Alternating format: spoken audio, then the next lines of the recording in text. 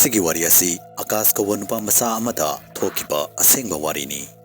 Nong mahing ama Akash mafam amada Nanaba bus station da Faduna leirami. Matamsu yamna thenglami ahingi pung ama makhaimuk tarami. Akash bus aduda famna yamna warammi amadi wakalama khanduna leirami. Maramdi mahakna satkaduriba mafam asi sahardagi khara manung hanjina leiba mafam ama oirami. Akash thabak namara moibana ayamba matamda khongang amadi sahar macha singda koichat chatlami. Adubu ngasi faubudi khongang amadi saharda chatpada mafam asida chatpada thengnariba awaba asigumna amata fau thengnaramdri. Mafam asida airport su amata leramde amadi train su leramde. Mafam asida chathok chasin tawba yabagi pambai haibabu bus amakak cheliba asikakta oirami. Akash na mafam adugi mising adu mi anauba amadi mapangi misinga tonna tinaba pamdaba mi ngakta oiramgani haiduna khalami. Mafam aduda chananabagi-damakta bus station adu fau mahak yamna wana yauraklami. Yamna wana uchina china Akash mafam adu fau yauraklami. Bus aduda su mi yamna yauramde. Mafam adu yauraba matungda bus aduda tonglakliba mising adubu mayumdagi loina loba lagnarami. Bus adudagi hek kumthabaga mising adu yamna thuna masa-masagi mayumda loina chanakhi. Akash su bus adudagi kumtharami. Mafam adugi anakpada mi amata leiba uramde. Mafam adu yamna chiklami. Tawbaibudi ahingi pung ahum tarami. Pung ahum dabu bus station aduda kanabu leiramgani haige. Akash na bus station adudagi thoglaglaga chumtring chalami. Akash na mafam aduda hotel ama thirami. Akash na khalam liba wakhal asi hotel ama thiduna ka ama lauraga tumba. Akash na khara chalaba matungda masa adu yamna choktaraglami. Maram aduna mahakna lambi mapanda tharamba bench amada famduna potharami. Bench aduda famna Akash yamna tumninglaklami. Adubu misu amata leitaba pungchik chiklaba mafam aduda tumba haibadu afaba oirakloi khanbadagi Akash bench adudagi haugallaga amuk chatlami. Akash na lambi atuda khara thaplapna auto ama lakpa urami. Asuk chikraba mi dilairatna safa udaba mafam atuda mahakna auto ama lakpa urami. Auto adubu ubuda Akash harau mankituna makudadu khatuna auto adubu khamlami. Auto adugi manungda mi ani amasu phamlami. Mi singaduna Akash bu ubaga nokfet tawrami. Akash na auto driver atuda aisu yawba yagadro haiduna hanglami. Yamna ngakpadi auto driver aduda natana auto aduda tonglakliba mi ani aduna su mangak adu nomduna hoi yagani haiduna hairaklami. Akash na mado upada yamna hinaramde. Adubu wamanbadagi Akash yamna khalamde amadi auto aduda phamki. Auto driver aduda Akash na mafam asida hotel ka leiradi hotel adu fauthin biramo haiduna hairami. Akash ki wahi adu tabada auto driver aduna mafam asida hotel di leite adubu nangsu makhoi ani kumna aigi yumda leiba yagani haiduna hairaklami. Auto driver adugi wahi adu tabada Akash yamna ngaklami. Hojiki matamdabu bus station manakta hotel amata leite harisibu haiduna khalami. Aduga makhoi ani asisu auto driver asigi mayumda lei harisibu haiduna khalami. Wafam asi Akash na mathamoida khara kithop kirumbudi tawrami. Adu oirabasu Akash auto driver adugi wahi aduda hoi hairami amadi auto driver adugi mayumda chalami. Auto driver aduna auto adu thauduna chalami. Akash na auto adu ta tonglakliba mi ani aduga wari sanarami. Noi ani thi kadaidagino mafam asida kamdauna amadi kari thabaki laglambano haiduna hanglami. Adubu mi ani aduna karimata khumlamde amadi tumina famduna leirami. Mado ubada auto driver aduna Akash ta makhoi ani adugi maramda hairami. Makhoi ani su Akash kumna thabaki lakpa oirami. Makhoi ani adugi marakta amana survey tawba lakpa oirami amadi amana sarkar gi doctor oirami.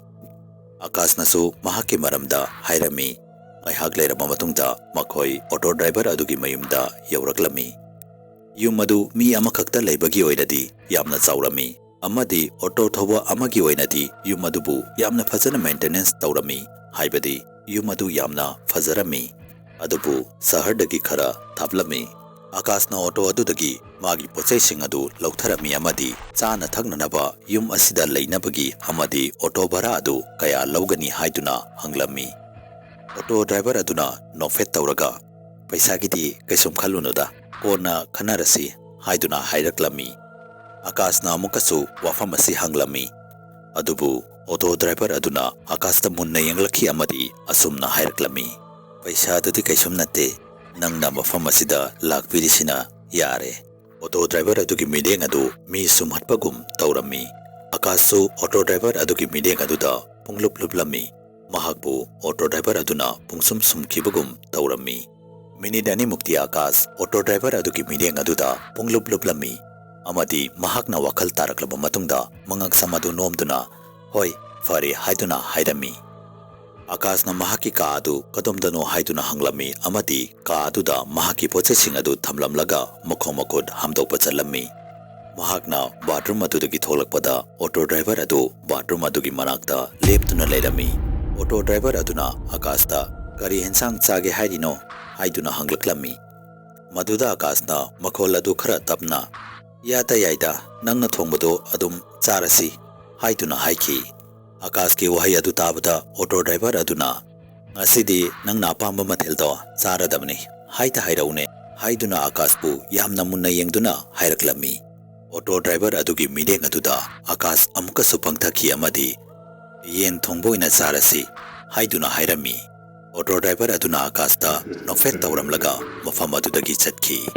Ngaihak leiraba matungda Akash wakhal taraklami amadi masa matomta auto driver aduna yengakpa khudingi pangthariba si karigino amadi auto driver aduna masipumna magasi karamna tauribano haiduna khalami. Adubu Akashna masipumna magasi wamanbadagi taubo oiramgani haina khandoklaga mahaki ka aduda tharamba phapung aduda phamki amadi hayeng tawgadaba thabaksing adugi che chang khara loisilami. Akashna mafam adugi thabak adu amukta loisinge haiduna khalami maramdi mahak mafam aduda amuk hana lakke haiduna khalamde. Ngaihak leiraba matungda auto driver aduna Akashbu kauraklami. Akashna kadagi mapanda thoktuna yenglubada mahaki chagluk thaduna leiraba fangnakhi. Mathelsu yamna yamlami yenthongba hawai papar salad kaya amana chingba.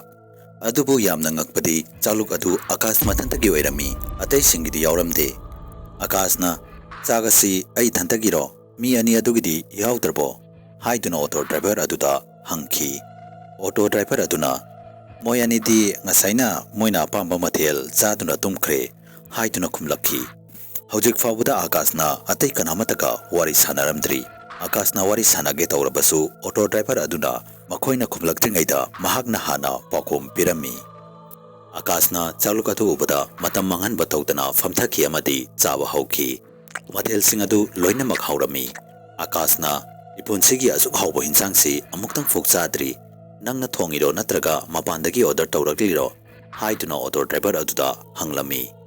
Auto driver aduna kadaidagi order taurudoino aina thongbani haina hairaklammi.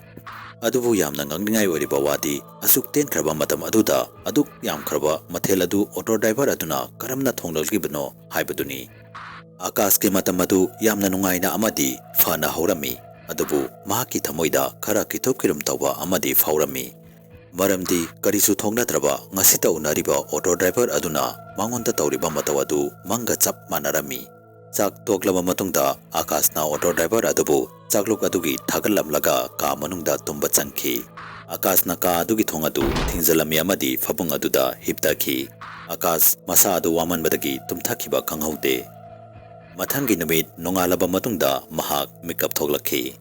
Adubu mahakna haugalakpada auto driver adu mahaki manakta famduna leirami amadi mi ani adu mahaki fabung adugi nakanda leptuna leiramba fangnakhi.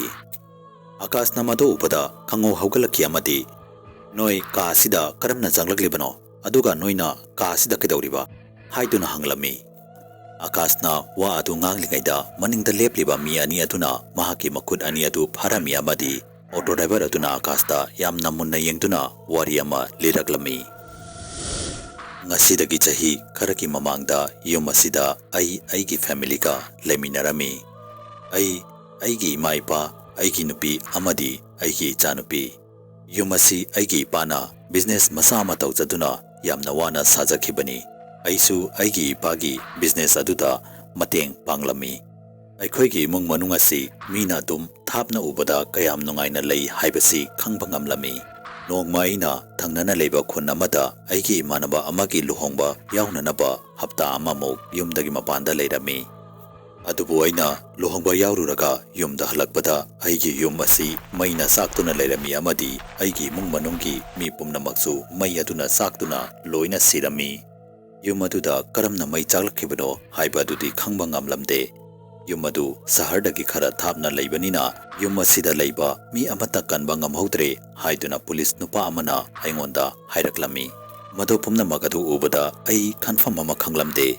Lainaba yumsu leiramde amadi family su loina serami. Haujik aina tawdoribasi karino haiduna ai khanduna famduna leirami. Numit nini mukti ai yum machakba asida ithanta kaptuna lelami. Adubu aina mafam asida aigini haibada kanasu leitre. Mafam asida aina leiruraga kaidawruni haiduna mafam asibu thadoktuna chatki haiduna khanki. Aina luhongbada chalubada puruba bag masa aduga bus station da chalami amadi ithanta phamduna leirami. Aina bus station aduda phamduna leiringaida ikhang khangautna auto ama thauduna lakpagi makhol ama tarami. Makhol adu tabada mafam aduda ai haugatuna koyeng yenglami. Adubu auto amata uba phanglamde. Adubu ikhang khangautna aigi maningdagi auto ama yamna kanna thauduna laklami amadi aingonda thomjilami.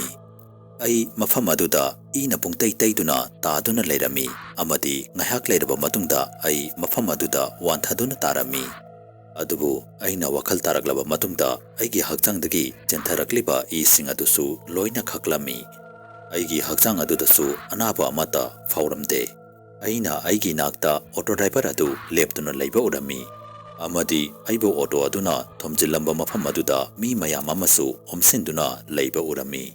Aina mi omsaliba adu karigino haiduna mafam aduda chattuna yenglami. Adubu mafam aduda haujik fau ina pungtai taiduna aigi haksang adu mafam aduda taaduna leiba urami. Mado ubada aina yamna kanna laurami. Adubu kanamatana aina laubagi khonjel adu tabiramde. Mado ubada ai confirm ama khanglamde amadi auto driver adugi manakta laklami.